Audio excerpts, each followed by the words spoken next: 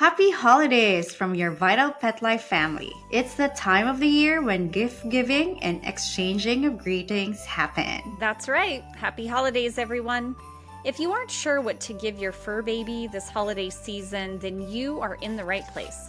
I'll be sharing a holiday gift guide and pet care tips to make this extra joyful. Let's get started. This is Donie, the co-founder and CEO of Vital Pet Life. And I'm Dr. Amber, your official veterinarian at Vital Pet Life. We're here to talk about pets, pet nutrition and wellness, anything that can help our fur children live a longer, vibrant, and happier lives. All right. Yeah. Welcome to Vital Pet Life Podcast.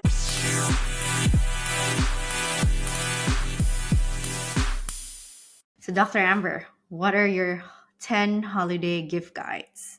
So I've got a top 10 here. No, in no particular order except the last few. We'll highlight those, but one is just a pet bed. Man, they make some really amazing pet beds these days. Oh my God, yeah. Some that are, memory foam. And especially for older pets who need a little more padding on their joints, they make some really good pet beds. Like when I go to the pet store, some of them I just want to curl up on because they look so comfy. Wait, have you seen those stuff on Instagram wherein you're basically buying yourself a dog bed? Oh, no, I haven't. Like a human dog bed, and then your pet can sleep there. I'm like, oh, wow. I kind of like that. Yeah. Cozy. Yeah. They look so cozy. Okay. I know. So the second one is a cat tree. So cats, especially indoor only kitties, like they don't get enough exercise. They tend to get overweight. Cat trees are great. I mean, it gives them a place to sit, but it also gives them some exercise when they get up and down from their cat trees. And cats tend to like to perch on things. They like to be up high so they can look around. So I love cat trees, the different platforms. You can put it in front of a window so that they can look outside. And I think it just really enriches kitties' lives. Nice. Okay, so the next one is Kong toys. I'm a huge fan of Kong. I love their toys. They're so sturdy, and I like that they have the hole in the middle that you can fill with some tasty stuff. You can freeze it to make, if you put a little peanut butter or something in there, you can freeze it. And so it just keeps your dog busy for longer. And they're virtually indestructible. Like I love the Kongs. I think there's even sorry about that. Like, Go ahead. I think there's even like a toy that says indestructible. Oh, yeah.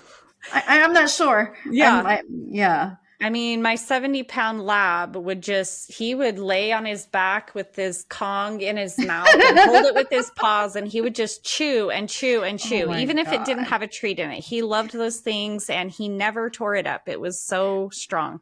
Oh my God. So Tuxedo's favorite ball is a Kong, like the red ball. Yeah. It's kind of funny because you can see all his tiny punctured, like it's all overly punctured, and it's not even a ball, like round ball now. It's really deformed. But he loves it. Well, that's good. Yeah. Okay, so the next one is puzzle toys and feeders. There's a ton of options on the market, but I think they have so many benefits. Like first off, just for their mental health, they have to work these things out. The enrichment is what I'm trying to say. They have to work out how to open the puzzle, how to, flip the switch or pop the door or whatever. And so it just keeps their brain more active and engaged. And they're especially good for dogs who eat really fast, so that they have to work out this puzzle and they get like a few little kibbles at a time. It's great for that, so that they're not just inhaling their food and they're done.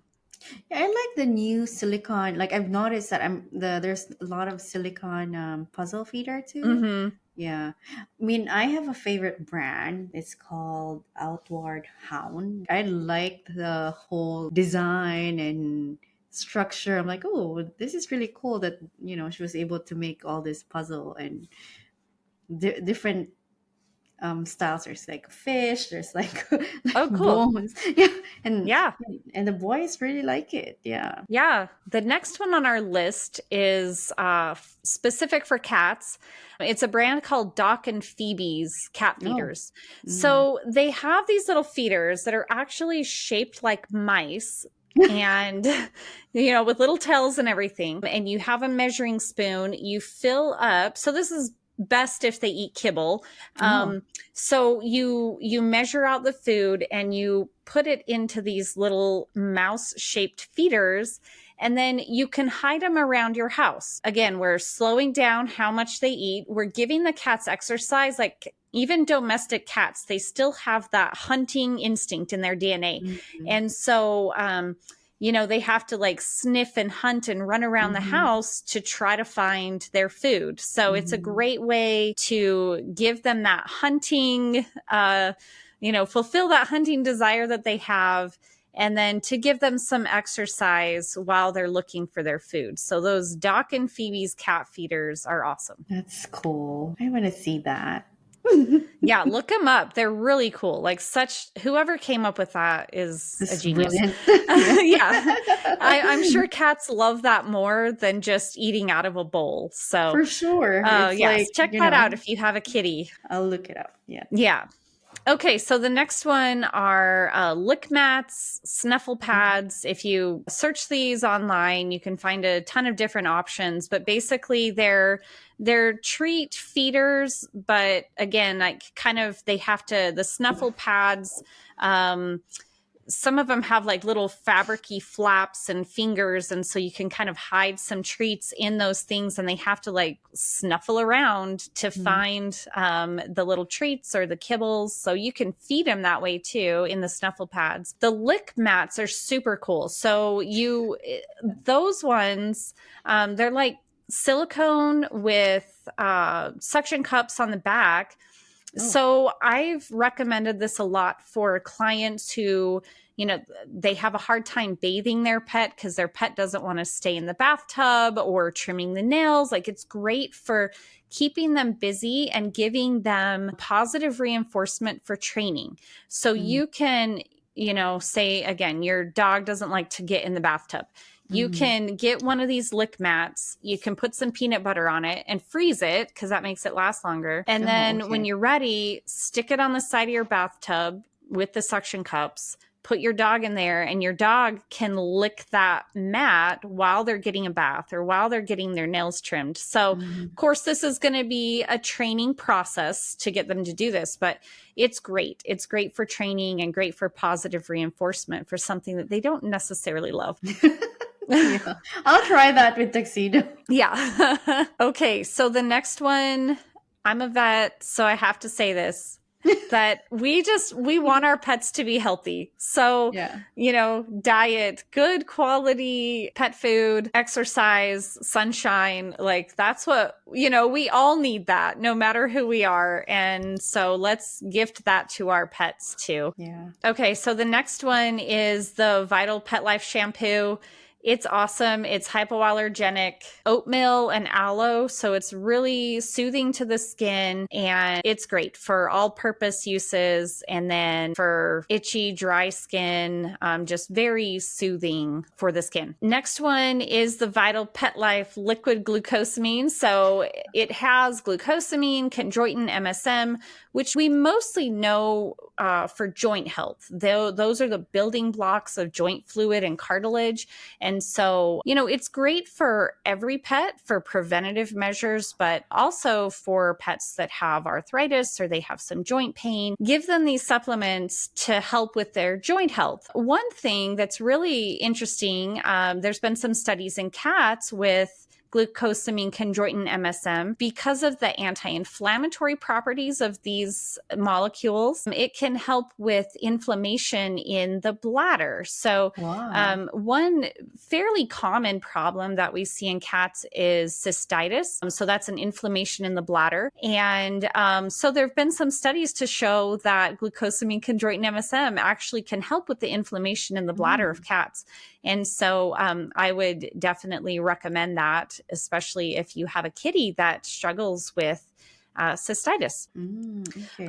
And last but certainly not least is the Vital Pet Life salmon oil.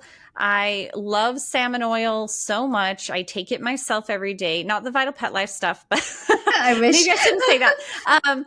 So Vital Pet Life salmon oil is amazing. As you've heard us say many times, we can trace the whole entire supply chain. We have third-party testing to show that the product is pure, that it's healthy and sustainable. So that on one hand, super great for health. The anti-inflammatory properties of the omegas in the salmon oil, great for coat and skin, joint health, heart health. Just great overall for anybody, any kitty, any dog over 8 weeks of age. Wow, that's a lot, Dr. Amber, but definitely a lot of those stuff I would give to my dogs. And if you have like friends that have new puppies or at the same time dogs that you love that are also dogs of your friends, gifting them one of those products or ideas that Dr. Amber mentioned, like it's really cool. Okay. So, Dr. Amber, do you have any like stories on traditions or holiday traditions with your pets or with family with pets? Like, I don't have one. I feel like every day it's like holiday for us. Yeah. Yeah, us too. I mean, we don't really have holiday traditions that involve our pets. Over the years, I have done a couple of Christmas cards that I sent out where I was holding my pets in the pictures. But one really memorable story I have from when I was a little girl. So we had this cat. She was so curious and she loved to like sniff around under the tree. She never like climbed the Christmas tree or ate any ornaments or anything like that, but she loved the presents. She loved to snoop all around. So one day she was sniffing around underneath the Christmas tree and she got her head stuck in the loop of a Christmas bag, like a gift bag. And she got scared and she like shot around the house, round and around and around until like the loop finally ripped off. And luckily she wasn't scarred for life, but it didn't cure her from her curiosity. She still loved Christmas presents, but it was really funny to watch. She was such a cute cat. It was just a silly personality, and to see her shooting around the house with this Christmas bag stuck on her neck was entertaining. Funny. And she wasn't hurt in the process. So I don't know, with Tuxedo, like he knows how to open gifts, so he knows which one to. Yeah, so he's kind of spoiled, but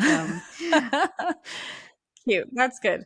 Spoiled in a good way. In a good way. Every day is holiday for us. Yeah.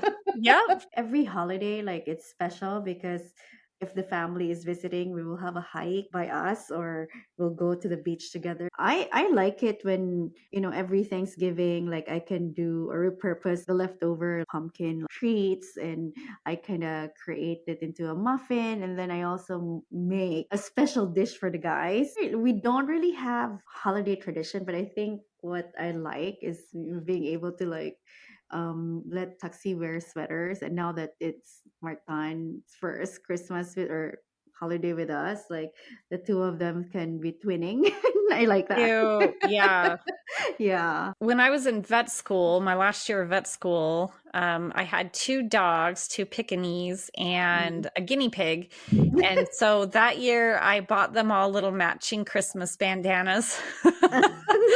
Yeah, just dressing them up. Like I know they don't like it, but it's cute. I mean, there's a lot of really cute like sweaters out there. Like I was thinking about like, oh, should I buy them like another sweater? But they have their puffer jacket. Oh, cute. It's cool. Yeah. I feel like they look so cute. Yeah. Yeah. I mean, who can resist a dog in a puffy coat? That's so cute. Yeah, for sure, right? Yeah. Do you guys ever travel with your pets, or have you ever traveled for holiday, Dr. Amber? My family lives local, so we don't really travel for the for the holidays, but we do have some tips for our listeners, those of you who travel. Yeah. The biggest thing is to prepare in advance. So, make sure wherever you're going, it's pet friendly. So if you're staying in a hotel, of course, you want to pick a hotel that will accept your pets. If you're staying at a family member's house, then definitely let them know or ask their permission if you can bring your pet along. And then, if there's any medications that your pets are on, or supplements, make sure you have a supply of those to last you through the time you're going to be gone. And then I would bring their food too, the food that they're used to, so that, we don't have issues with trying to find the food or possibly using a different kind of food and maybe having some GI issues all over your family's house. So, plan ahead. And then, if you're going on an airplane, call the airline, look at the travel sites like the USDA travel sites. That'll give you some good information of how to travel on a plane with your pet. Because sometimes they typically require health certificates to go on airplanes. You've had an exam by a vet. They've certified that your pet is healthy enough to travel.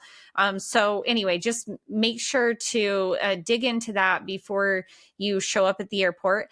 And then in the car, proper restraint. I get a little nervous when I see pets sitting on laps of drivers. I think, although it may be fun, it's a distraction. So we always want to make sure to keep ourselves safe and keep our pets safe. So that there's a lot of, kennels like that they can sit in, that you can restrain, or they make, seatbelt harness type things. So just, look into that and make sure that you can have the safest holidays possible for you and your pet. Yeah, that's true. I like that, Dr. Amber. I don't enjoy traveling with my dogs.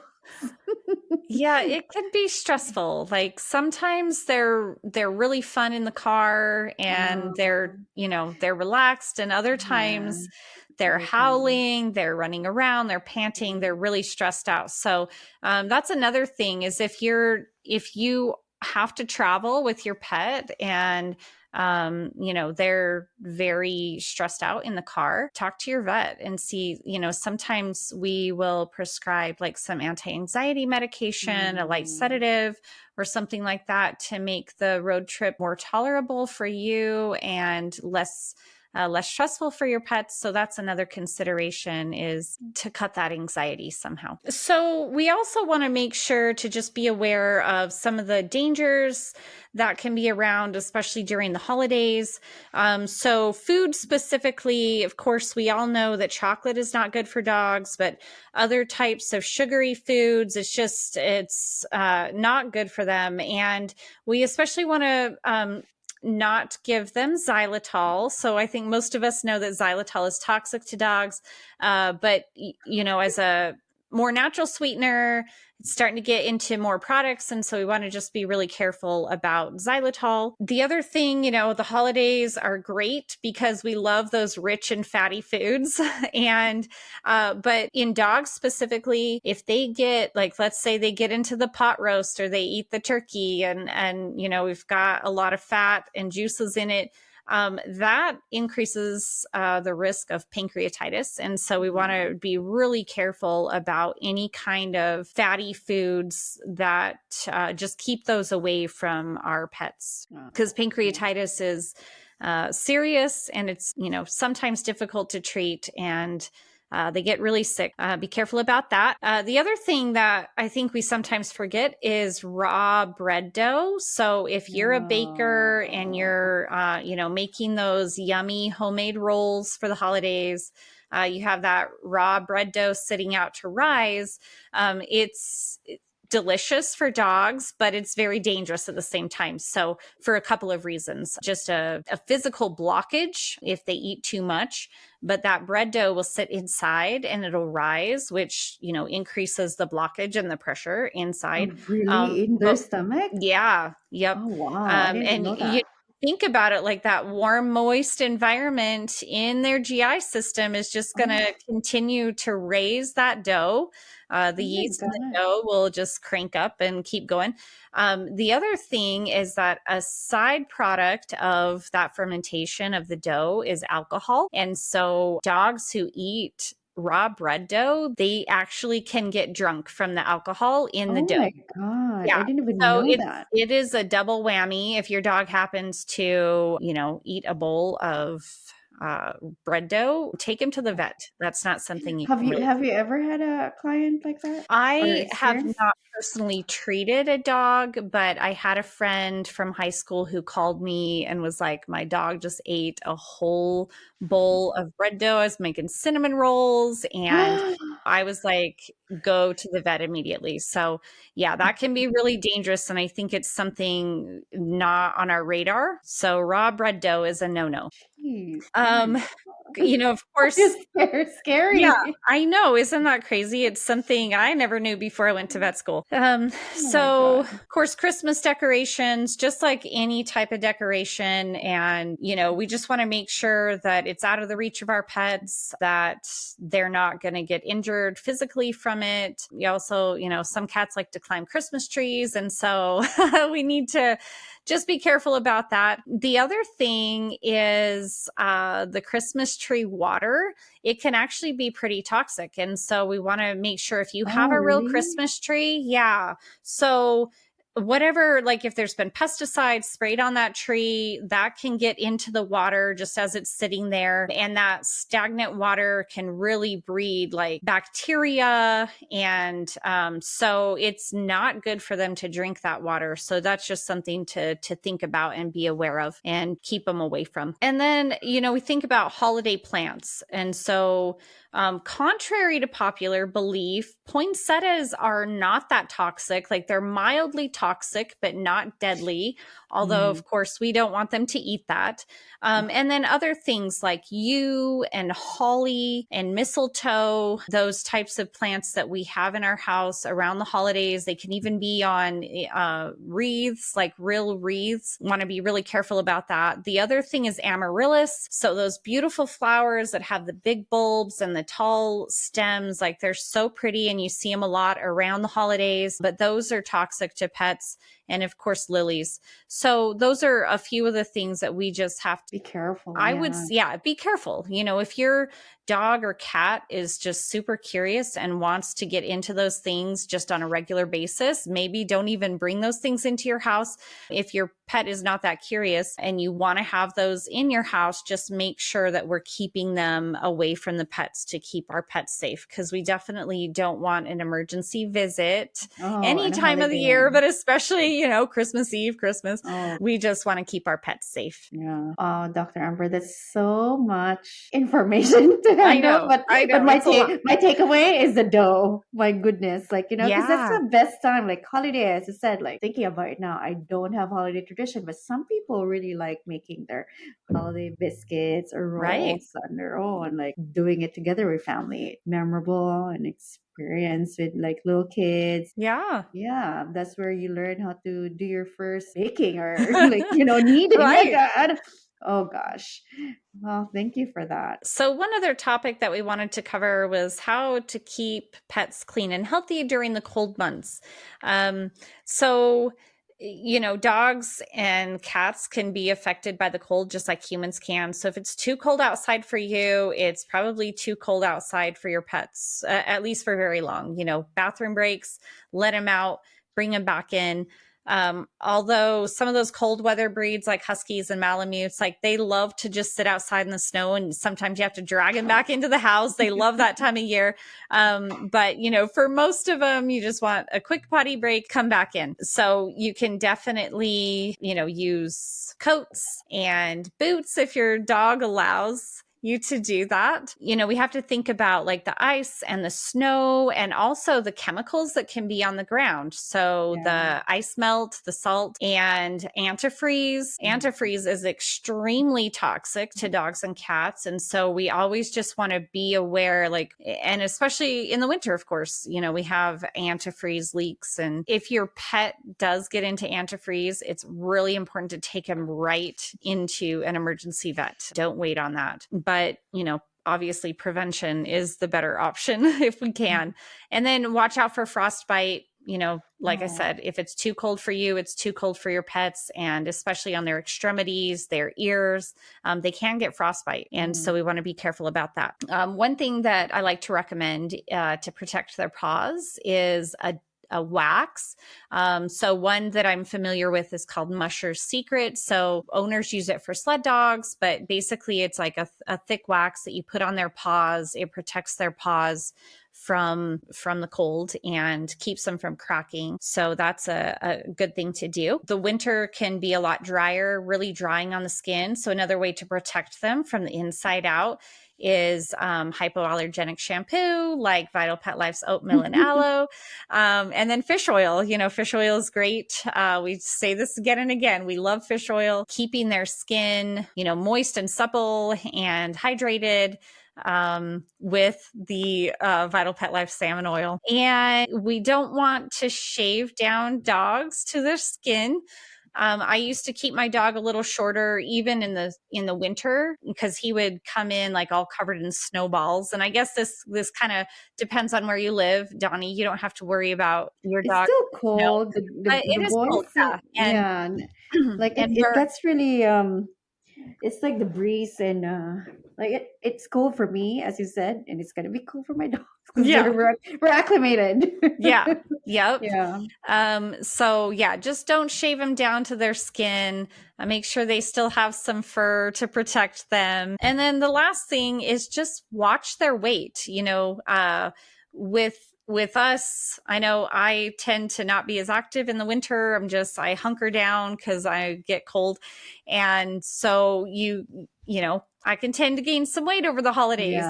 So that same thing can happen with our pets. So we want to make sure we're watching what we're feeding, we're measuring it out, we're watching their weight, their body condition score, which we've talked about before, and getting them some exercise on those, sunny days where it's, here where I live, if it's sunny and it's in the 40s, I'm going outside to get some sunshine. And, so That's cool. It's